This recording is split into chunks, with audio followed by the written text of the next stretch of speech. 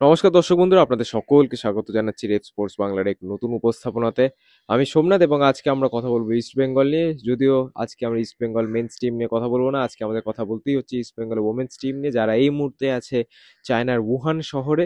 গতকাল রাত্রে কিন্তু তারা কলকাতা থেকে উহানের উদ্দেশ্যে রওনা দিয়েছে এবং আজকে কিন্তু তারা গিয়ে পৌঁছেছে চায়নার উহান শহরে। এবং যদি এই উহান শহরের সম্পর্কে আরো বিস্তারিত বলতে হয়, তাহলে এই উহান শহরের লোকাল টিম ওহান জিয়াংদা এফসি, তারা কিন্তু এই এএফসি ওমেন্স চ্যাম্পিয়ন্স লিগের ডিফেন্ডিং চ্যাম্পিয়ন। গত বছর 2024-25 মরশুমের এএফসি চ্যাম্পিয়ন্স লিগ উইনার এই ওয়াং জিয়াংদা এফসি, এবং তারা কিন্তু ইস্ট বেঙ্গলের সাথে এই গ্রুপ বি তে পড়েছে। যদি আরো দুটো টিমের কথা বলি, তাহলে অবশ্যই ইরানের বাম খাতুন এফসি আছে এবং উজবেকিস্তানের নাসাফ এফসি আছে। এই দুটো টিমের নিয়ে আরো বিস্তারিত কথা বলবো, কিন্তু এই গ্রুপের যদি কথা বলতে হয়, তাহলে ইস্ট বেঙ্গল কিন্তু প্রথম ম্যাচ খেলতে চলেছে 17ই নভেম্বর বাম খাতুনের বিরুদ্ধে। এবং এই বাম খাতুন কিন্তু ইরানের বলতে পারেন যে সব থেকে বেস্ট টিম। বিগত বেশ কিছু বছর ধরে কিন্তু ইরানকে রিপ্রেজেন্ট করছে এই এএফসির মঞ্চে বাম খাতুনের মহিলা টিম। এবং তাদের যদি খেলার কথা বলতে হয়, তারা কিন্তু খুব একটা বেশি গোল করে না ঠিকই, কিন্তু তারা খুব একটা বেশি কিন্তু গোলও খেতে পছন্দ করে না। ডিফেন্সিভলি এই দলটা কিন্তু খুবই সলিড। এবং ইরান জাস্ট কিছুদিন আগে কিন্তু ইন্ডিয়ার সাথে দুটো ফ্রেন্ডলিও খেলেছে, এবং সেখানে আপনারা বুঝতে পেরেছেন যে ইরান কিরকম টাইপের টিম। হ্যাঁ, মেন্স ফুটবলে ইরান এবং ইন্ডিয়ার মধ্যে যে গ্যাপটা আছে, ওমেন্স ফুটবলে ঠিক ততটা গ্যাপ নেই ঠিকই, বাট যদি কথা বলতে এই গ্রুপ স্টেজে, তাহলে কিন্তু বাম খাতুনই হতে চলেছে ইস্ট বেঙ্গলের যে কোয়ালিটির দিক থেকে ইস্ট বেঙ্গলের কাছাকাছি একটা টিম। তাছাড়া কিন্তু নাসাফ এবং হুয়ান, তারা দুজনেই কিন্তু যথেষ্ট ভালো টিম, এবং ইস্ট বেঙ্গলের চেষ্টা করতেই হবে এই বাম খাতুনের বিরুদ্ধেই যেন ম্যাচটা তারা জিততে পারে এবং একটা কমফোর্টেবল পজিশনে তারা থাকতে পারে। যদি পুরো এই এএফসি ওমেন্স চ্যাম্পিয়ন্স লিগের কথাটা বলি বা শিডিউলটার কথাটা বলি, তাহলে 12টা টিম খেলে। এশিয়ার বেস্ট 12টা দল কিন্তু এই ওমেন্স চ্যাম্পিয়ন্স লিগ খেলে, এবং সেখানে কিন্তু 8টা দল কোয়ালিফাই করবে নেক্সট স্টেজের জন্য, কোয়ার্টার ফাইনালের জন্য। অর্থাৎ প্রত্যেকটা গ্রুপ থেকে 3টে গ্রুপ আছে, 3টে গ্রুপের মধ্যে 4টে করে টিম আছে প্রত্যেকটা গ্রুপে, এবং সেই 4টে করে টিমের মধ্যে টপ যে দুটো টিম তারা তো কোয়ালিফাই করছেই।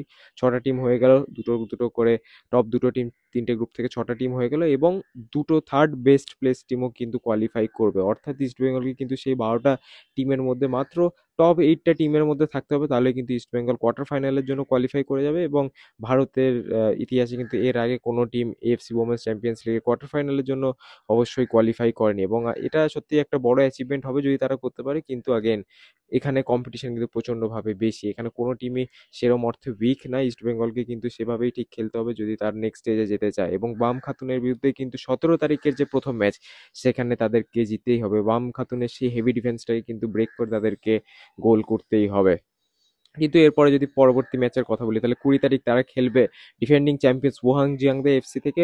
এই ম্যাচ থেকে অবশ্যই বেশি কিছু আশা করা উচিত না, কারণ বুঝতেই পারছেন ডিফেন্ডিং চ্যাম্পিয়ন্স চায়নার এই দল যথেষ্ট শক্তিশালী দল। কিন্তু আগেন, এশিয়ার যে বাকি শক্তিশালী দলগুলো আছে, টোকিও ভার্ডির কথা যদি আমরা বলি, পাশাপাশি আমরা যদি সুওন এফসির কথা বলি, কোরিয়ার সুওন এফসি, জাপানের টোকিও ভার্ডি, পাশাপাশি যে নর্থ কোরিয়ান টিমগুলো আছে তাদের যদি কথা বলি, সেইখান থেকে মেলবোর্ন সিটি এফসির কথা যদি বলি, আপনাদের অস্ট্রেলিয়ার, এই 4টে টিমের থেকে কম্পারেটিভলি অনেকটা ইজি টিম ওয়ান জিয়াংরা। তারা যে প্রচুর গোল করে এমন না, প্রচন্ড অ্যাগ্রেসিভ তা না, কিন্তু তারা কিন্তু সিচুয়েশনের সাথে খুব ভালোভাবে মিলিয়ে নিতে পারে। অর্থাৎ যদি একটা এক্সাম্পল দিই আপনাদেরকে, তাহলে গত বছর যখন ওয়ান জিয়াংদা একটা বলতে পারেন যে স্লাইটলি লেসার টাফ অপোনেন্টের সাথে খেলছিল, যারা তাদের থেকে কোয়ালিটি ওয়াইজ কম, তাদেরকে কিন্তু প্রচুর পরিমাণে গোল দিচ্ছিল। কিন্তু যখন ওয়াং জিয়াংডার থেকে একটু বেটার অপোনেন্টস এগেনস্টে তারা খেলছিল, তখন কিন্তু তারা সেভাবেই খেলছিল, লো ব্লক খেলছিল, এবং কাউন্টার অ্যাটাকে একটা করে গোল করে কিন্তু ম্যাচে জিতে যাচ্ছিল, ম্যাচ বের করে নিচ্ছিল। এবং ফাইনালেও কিন্তু ঠিক সেই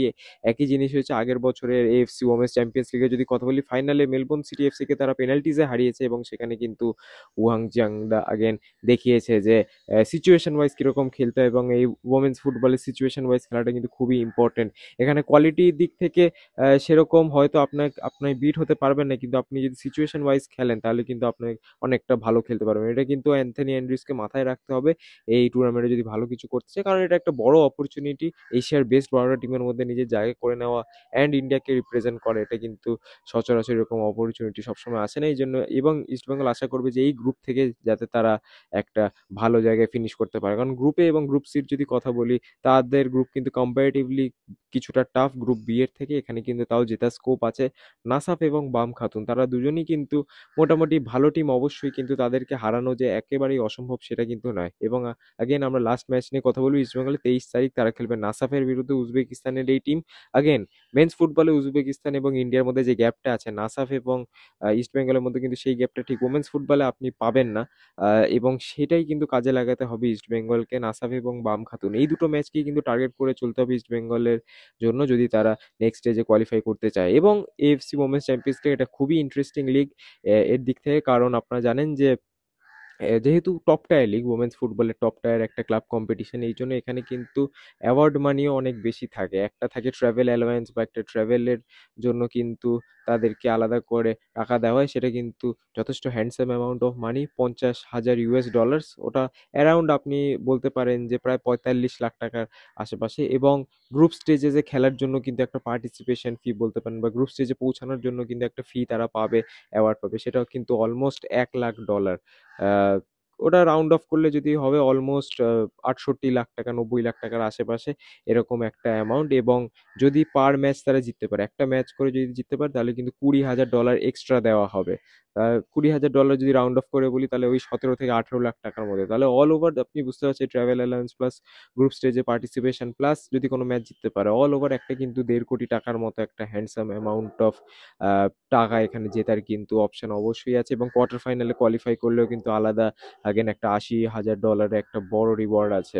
সো টাকার দিক থেকে যদি দেখতে হয়, তাহলে কিন্তু এটা খুব রিটার্ন অফ ইনভেস্টমেন্ট এখানে খুব ভালো, এরকম টাইপের একটা লিগ খেলা বা এরকম টাইপের একটা কম্পিটিশন খেলার ক্ষেত্রে। এবং ইস্টবেঙ্গলও ঠিক চাইবে এই জিনিসটাকে ক্যাপিটালাইজ করা, যদিও কম্পিটিশন প্রচণ্ডভাবে টাফ এই একটা জায়গায়, কিন্তু ইস্টবেঙ্গল চাইবে নেক্সট স্টেজে কোয়ালিফাই করতে, কোয়ার্টার ফাইনালে কোয়ালিফাই করতে, এবং যদি হয় তখন সেমিফাইনালেও যদি তারা কোয়ালিফাই করতে পারে। বাট আগেন যেরকম বললাম, কোয়ালিটি এখানে অনেক বেশি, অনেক স্ট্রং স্ট্রং টিমস আছে, এবং এখানে মোমেন্ট অফ এরার কিন্তু খুবই কম। একটা যদি ভুল হয়, তাহলে সেখানে কিন্তু খেসারত দিতেই হবে ইস্টবেঙ্গলকে। আপনার প্রিলিমিনারি যে স্টেজের ম্যাচগুলো ছিল কম্বোডিয়াতে, সেখানে আপনারা দেখে অবশ্যই বুঝে গেছেন যে হংকং এর টিম কিচি এফসি এবং নমপেন ক্রাউন এফসি, সেই দুটো ম্যাচে আপনারা দেখতেই পেয়েছিলেন যে এখানে জায়গা কতটা কম পাওয়া যায়। একটা ম্যাচ ইস্টবেঙ্গল 1-0 গোলে জিতেছিল, আর একটা ম্যাচ ইস্টবেঙ্গল ড্র করেছিল 1-1 গোলে। তো আপনারা বুঝতেই পারছেন যে এখানে কম্পিটিশন কতটা বেশি, এক ফোঁটা কিন্তু জায়গা এখানে ছাড়া যাবে না। এবং ইস্টবেঙ্গলকে কিন্তু ঠিক একই জিনিসটা করতে হবে যদি তারা নেক্সট স্টেজে যেতে পারে। তো অবশ্যই অ্যান্থনি অ্যান্ড্রিউজের জন্য এটা একটা